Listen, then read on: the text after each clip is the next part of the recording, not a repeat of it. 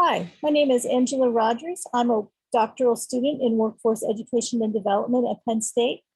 And my presentation today is on newcomer onboarding. What happens, what helps, what hinders, and their hopes. How many of you have ever started a new job? Think about those first few days on that job. How was your onboarding? Onboarding is the process of bringing in, training, and acculturating new hires.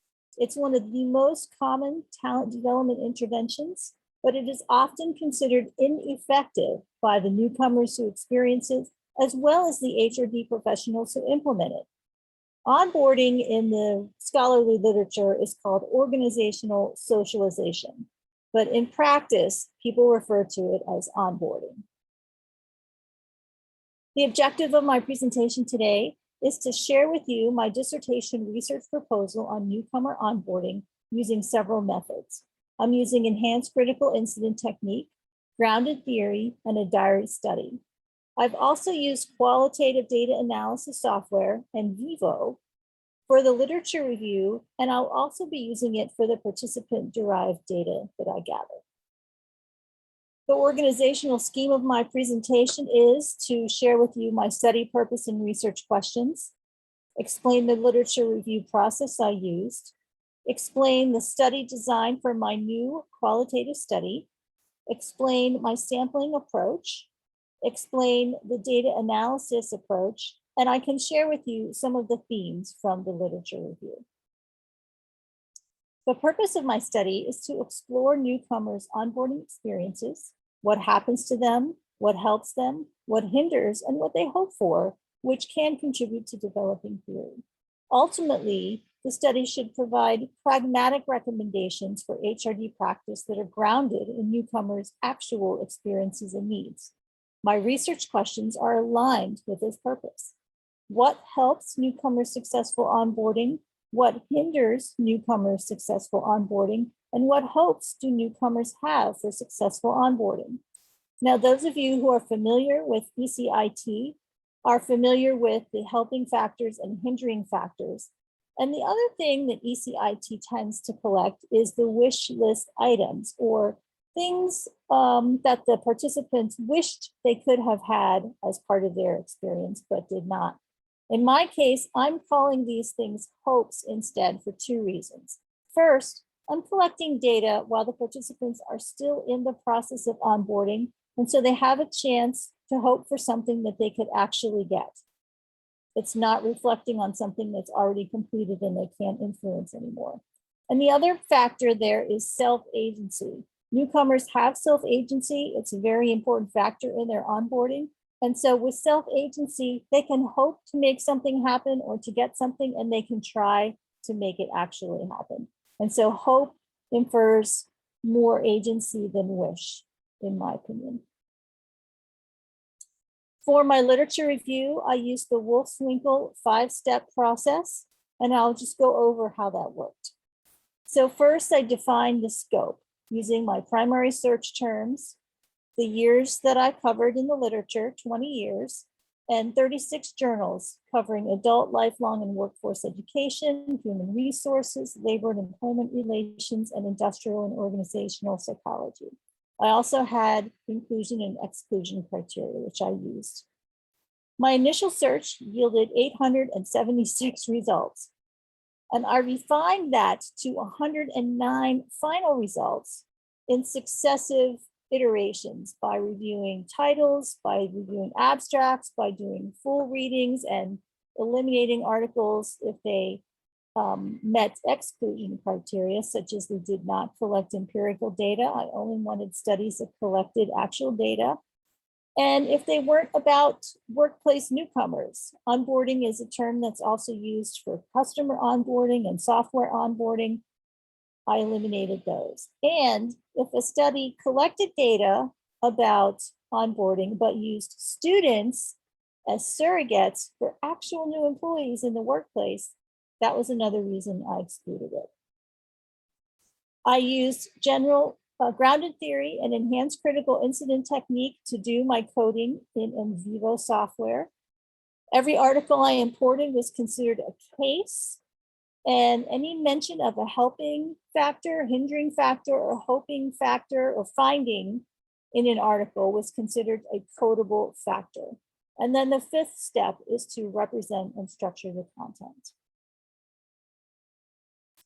For the new study that I'll be conducting, here's what the research design looks like.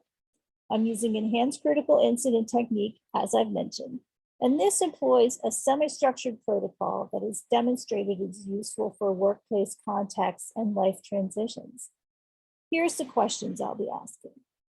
Thinking about the past week at your new workplace, how has your adjustment been going? What was helpful to you in adjusting? What made it difficult for you to adjust? And what would you hope for to help with your adjustment? I'll be collecting the answers to these questions every week through the use of a diary study, which is a data collection method that allows anyone to report and reflect on their everyday experiences when and where they happen. I'm using Qualtrics for the data collection.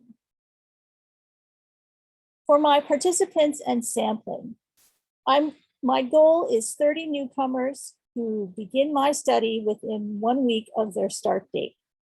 They have to be 18 years of age or older, able to consent in English, and in the United States, and have access to my instruments. In the US, it's underlined because IRB suggested that I include that in my protocol when they approve my study. Exclusion criteria: under 18, unable to consent, not speaking English, unable to access the instruments, anyone who knows me prior to the study. And this one, demographic and workplace size categories already filled, I crossed that off because IRB advised me to remove that criteria. The gatekeepers I'll be working with are the HRD professionals at PA employers. My sampling frame is the top 10 employers at each of the small, medium, and large categories within the 2021 Best Places to Work in Pennsylvania results. I'm stratifying the sampling to get ethnic diversity in my sample, and I'll be using the US Census Bureau data from 2019. The recruitment response rate for this type of study is around 70%, and the dropout rate is around 20%. So I haven't done the math yet at how many I'll have to recruit to meet my 30 newcomer goal, but I've given myself plenty of time to continue recruiting until I do reach my goal, given myself a year. And I'll be able to begin analyzing data as I'm collecting it over time. For the data analysis, I'm using the ECIT categories, encoding helping, hindering, and hopes, using NVivo, which makes it easier to analyze large qualitative data sets. Grounded theory is the way of looking at the data and starting at the comments, using the words of the actual authors and building up into categories and themes from there without starting with preset categories or preset ideas about what those themes are going to be. And I'll also be using the ECIT credibility checks. There are 9, but some of the key ones I'd like to point out for you today are member checking, which is sending the data back to the participant to validate, a 25% participation rate, which means that at least 25% of my participants need to have mentioned a factor for it to count in sort of the final presentation of results. And also asking professionals to do an expert review of the findings. And I've already been working on recruiting some professionals who have agreed to look at my data and say, yeah, this looks like it makes sense to me. For the literature review, I also used enhanced critical incident technique. And here are some of the themes that I found. So I have the context of onboarding or how it's being defined, helping factors, hindering factors, and hopes. Within the helping factors, there are 2 big categories. There are workplace actions and there are newcomer actions. Here's that newcomer self-agency that I mentioned before.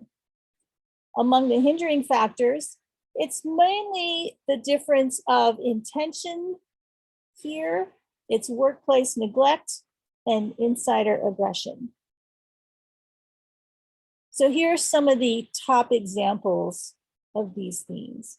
So workplace actions, there are 5, but the top one is for facilitating social relationships. And the next one is to prepare supervisors and coworkers for their role. The next newcomer actions is a smaller group, and the top is proactivity and performing. And next is information and feedback seeking. And in a way, information and feedback seeking is a type of proactivity, but I separated it because it's distinct from proactivity with job-related tasks, and it's a special strategy newcomers use to onboard themselves. Looking at the hindering factors, 3 under workplace neglect: deficient onboarding, apathy, and unmet expectations. And you can see though how they sort of mirror the helping factors. And under insider aggression is incivility and undermining behaviors that the current employees demonstrate toward the new hire. And you can see here, you could consider incivility and undermining apathy. Maybe some of that is deficient onboarding because they're not prepared for their role, but it's a level of intent there that is stronger that makes it a little bit different, I think. And in the hopes category, 2 main areas. First, newcomers hope that their expertise is recognized and valued, and they hope for an onboarding plan of some kind. So to summarize what I've shared with you today, the purpose of my study is to discover the helping, hindering, and hope factors of newcomers experiencing onboarding. I've conducted a literature review using grounded theory and enhanced critical incident technique to find the helping, hindering, and hope themes. And this has shown the importance and limitations of newcomer agency. My new study is qualitative, and I'll be collecting data using purposive sampling and a diary method to collect data through Qualtrics, and I'll be using an inductive analysis. I've used NVivo software for the literature review, and I will also be using it to analyze my participant data.